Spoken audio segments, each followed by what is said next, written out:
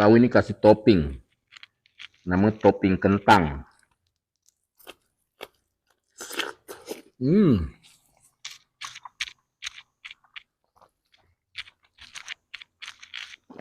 Memang sedap.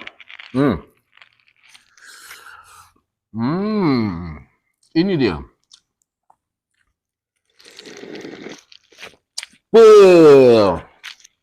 Berdelau, memang berdelau. Ini kita ada teh Thai tea hijau. Green tea. Green tea. Bismillah.